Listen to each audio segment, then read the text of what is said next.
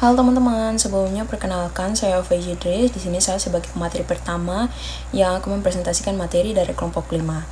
Nah, langsung saja di sini materi yang akan kita bahas yaitu terkait dengan program lindung nilai dalam pasar forward dan pasar futures. Nah, tanpa berlama-lama lagi, kita langsung masuk ke pembahasan yang pertama. Nah, di sini ada latar belakang. Nah, fluktuasi nilai tukar suku bunga dan harga komoditas menimbulkan risiko keuangan bagi perusahaan.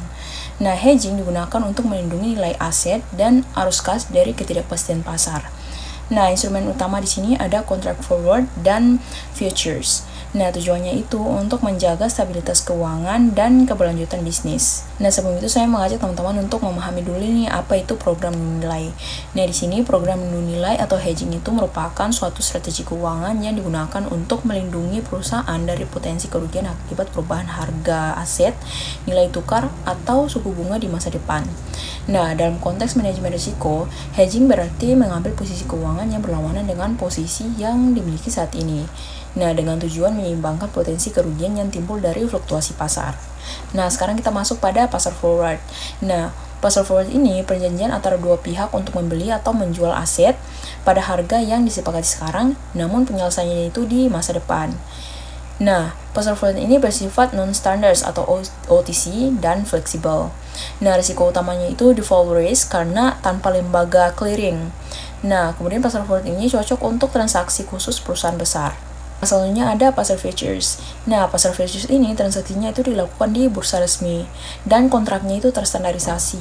Nah, seperti jenis aset, ukuran, dan tanggal jatuh tempo. Nah, kemudian ada lembaga clearing. Nah, lembaga clearing ini menjamin keamanan transaksi.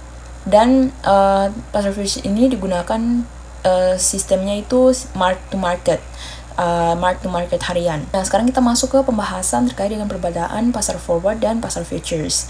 Nah, pasar forward ini tempat transaksinya itu OTC atau privat, sedangkan pasar futures ini tuh harus berada di bursa resmi. Kemudian pasar forward ini fleksibilitasnya itu disesuaikan dengan kebutuhan, sedangkan pasar futures ini standar. Kemudian ada risiko. Nah, pasar forward ini risikonya itu tinggi, sedangkan pasar futures ini rendah. Kemudian ada likuiditas. Nah, pasar forward ini likuiditasnya itu rendah, sedangkan futures ini tinggi. Kemudian ada penyesuaian harga. Nah, pasar forward ini saat harganya itu saat jatuh tempo, sedangkan futures ini itu harian atau mark to market. Halo teman-teman, perkenalkan nama saya Triharis Pada.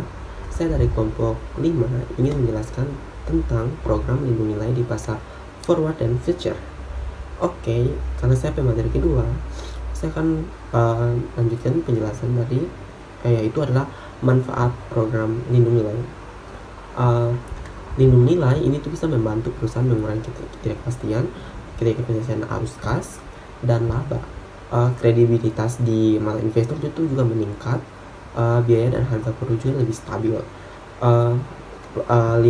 Program lindung nilai ini itu juga mendukung keberlanjutan bisnis, terutama di bidang di kancah internasional. Yang kemudian kita masuk pada tahap selanjutnya, itu adalah risiko dan keterbatasan. Jadi risiko dan keterbatasan dari manfaat dari program lindung nilai ini adalah ada biaya transaksi dan margin yang tinggi.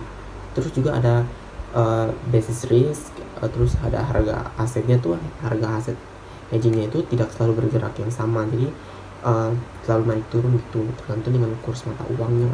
Dan juga ada opportunity loss, ketika harga itu bergerak menguntungkan, lalu ada risiko operasional dan kesalahan manusia. Kemudian ada mekanisme lindung nilai forward.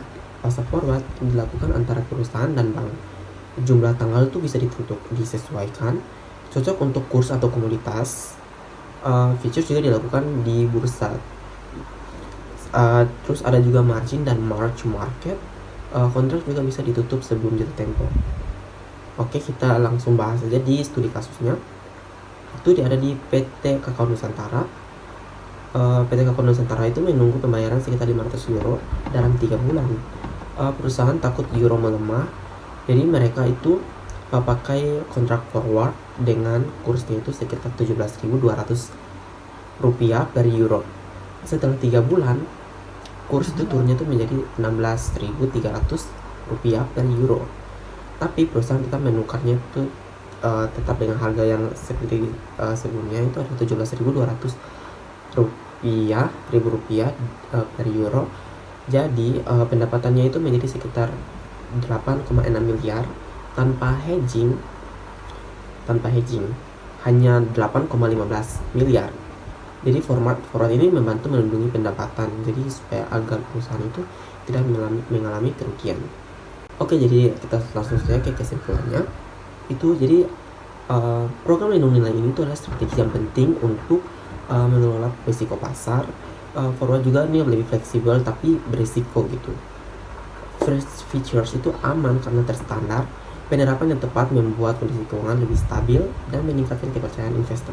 Terima kasih dari saya.